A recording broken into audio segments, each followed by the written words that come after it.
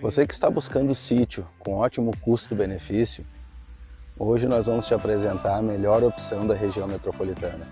São mais de 2.000 metros quadrados de área, com essa enorme casa, em quase 300 metros quadrados, 4 dormitórios, sendo uma suíte. Um amplo espaço de churrasqueira, lareira, uma área integrada entre cozinha e sala enorme para você receber seus convidados.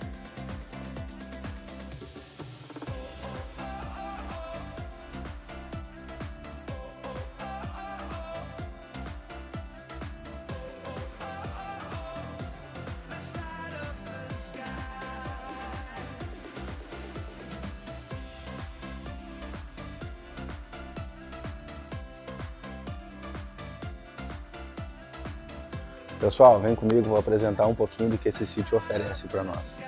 Esse espaço integrado de sala e cozinha, ele tem aproximadamente 130 metros quadrados, cabe tranquilamente umas 50 pessoas.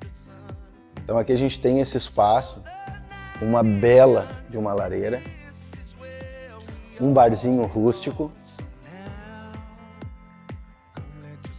o banco para guardar madeira já ao ladinho do fogão a lenha e uma churrasqueira bem ampla.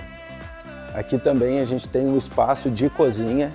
Essa mesa e essa ilha vão permanecer no imóvel, não ficam todos os móveis, tá? Alguma coisa fica ou não.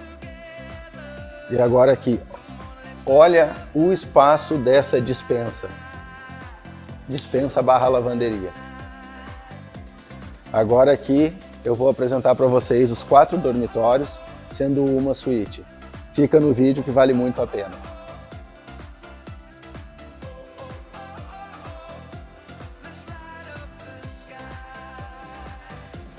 Pessoal, esse sítio, sem sombra de dúvidas, é o melhor custo-benefício da região metropolitana. Um lugar alto, longe de enchente, uma casa com praticamente 300 metros quadrados, mais a parte de baixo ali que contempla uma mini oficina.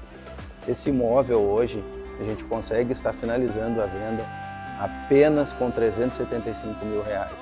Você não faz essa casa aqui hoje com esse valor.